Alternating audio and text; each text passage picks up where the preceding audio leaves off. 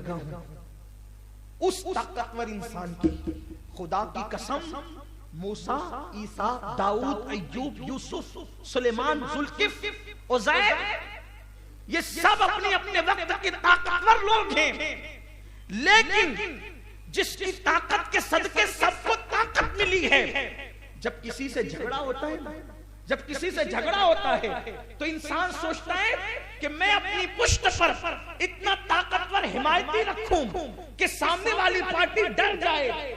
जब दो पार्टियां लड़ती है तो दोनों लड़ने वाले अपनी पुष्ट पर किसी मजबूत को रखना चाहते हैं ताकि सामने वाली पार्टी पर रोक पड़े।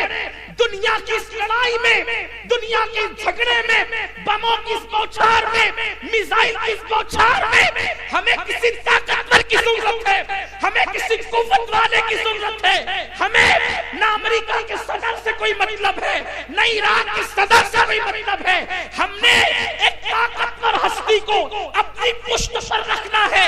ढूंढो पूरी कायनात में सबसे ज्यादा ताकतवर कौन है, तो खुदा की कसम जबल अबू कुबैस पर आमिना के लाल को देखते हैं कि इशारा करते हैं तो इतना बड़ा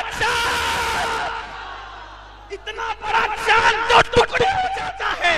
हम समझ गए जिसके इशारे में इतनी ताकत है उसकी उंगली में कितनी ताकत होगी, और जिसकी उंगली में इतनी ताकत है उसके बाजू में कितनी ताकत होगी। मुसलमानों को उसी ताकतवर से अपने रिश्ते को जोड़ दो, कायनात की हर ताकत तुम्हारे कदमों में ज़ेर हो जाएगी, तुम्हारे कदमों में झुक जाएगी। इसलिए कि ऐसा ताकतवर भी इशारे से तो कागज नहीं टूटता। मैं हिंदुस्तान तक पता नहीं मेरी आवाज अभी कब जाएगी, मालेगांव के बड़े बड़े पहलवानों को चैलेंज करता हूं, एक उंगली से कागज फाड़ के मारता हूं। पहलवानों को पछाड़ना आसान है, एक उंगली से कागज नहीं फट सकता। मेरे रसूल ने चांद को टच नहीं किया। कहां चांद? जमीन से बड़ा है ना चांद, जमीन से बड़ा है। साइंस पढ़ने पढ़ाने वाले यहां मौजूद हैं, जमीन से बड़ा है चांद। हुजूर अलैहिस्सलाम इशारा करते, कुदरत बता रही है कलमा पढ़ने वालों कमजोर मत समझना, तुम्हारी पुष्ट पर ऐसी ताकत वाला मैंने दिया है, लेकिन कमजोरी यह है मोहल्ले में कितना ही बड़ा ताकतवर रहता हो, तुम्हारा ताल्लुक ही उससे नहीं है तो क्या होगा तुम्हारा। और रहता कहीं भी है लेकिन ताल्लुक लोग डरते हो छेड़ना नहीं उसको, बहुत बड़े ताकतवर से इसका ताल्लुक है। अब समझ में आया बिलाल को कोई क्यों नहीं छेड़ता था ईमान लाने के बाद, खालिद से लोग हार क्यों जाते थे, अब समझ में आया। साद इब्न अबी वक्कास की बात दरिया क्यों मानता था, समझ में आया।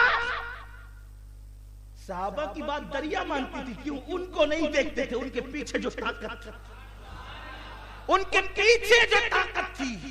आप जानते हैं वो बड़ा वाकया याद आता है, जिस वक्त इराक की सरजमीन पर हमला किया गया, इतनी बड़ी सरजमीन, इस्लाम दुश्मन ताकतें, ईसाइयों की बड़ी ताकत थी, रोमा की, रोम की, अहले रोम की, ईरानियों की ताकत थी, रोमियों की ताकत थी। दो सुपर पावर थी, सुपर पावर। उस वक्त भी सुपर पावर अपने पावर पे नाश कर रहा था। दरिया के उस किनारे सुपर पावर मुंह चिढ़ा रहा है, मुसलमानों के पास घोड़े हैं, कोई पुल नहीं है, पार कैसे जाएंगे। सहाबा ने कहा अपने अमीर से, अबू उबैदा और खालिद से, साद इब्न वक्कास, उस वक्त सहाबा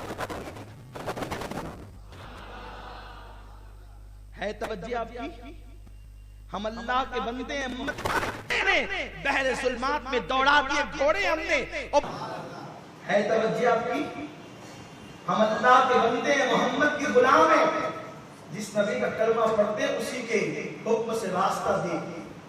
और उसके बाद अमीर का हुक्म होता है बहरे जुल्मात में घोड़े डाल दो, और फिर घोड़े दौड़ा दिए जाते हैं। जब वो घोड़े दौड़ते हैं तो लश्कर पार हो जाता है, उनकी टापें भी भीग नहीं पाती। इकबाल ने जो कहा है ना, दी अज़ाने कभी यूरोप के कलीसाओं में और अफ्रीका के तपते हुए सहराओं में, दश्त तो दश्त है, दरिया भी ना छोड़े हमने, बहरे जुल्मात में दौड़ा दिए घोड़े हमने।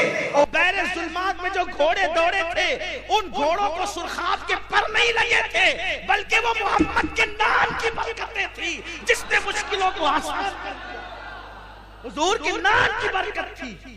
ये नाम कोई काम बिगड़ने नहीं देता, बिगड़ी भी बना देता है। सब नाम है मोहम्मद। सहाबा ने कहा था मोहम्मद के गुलाम हैं हम, मोहम्मद अरबी सल्लल्लाहु अलैहि वसल्लम, लेकिन तुम्हारे दरमियान तो ऐसे फिरके पैदा कर दिए गए जो मोहम्मद रसूलुल्लाह की गुलामी पे शिर्क का फतवा लगा के तुम्हें दूर करते। लानत करो उन मुल्लाओं पर। सहाबा ने कहा था ना मोहम्मद के गुलाम, लेकिन कोई गुलाम बन कर असल में बहुत साजिश के तहत तुम्हें दूर किया गया है, दूर कर दिया गया। अल्लाह अल्लाह कहो, हुजूर का जिक्र करने से क्या होता है? मैंने कहा फिर पढ़ ला इलाहा इल्लल्लाह मुहम्मद रसूलुल्लाह मत पढ़ तो अंजाम क्या होगा? और पूरी जिंदगी ला इलाहा इल्लल्लाह पढ़ते जबान घिस जाएगी। जब तक मोहम्मद रसूलुल्लाह न कहेगा तू मोमिन नहीं हो सकता। सैयद अमीन आपका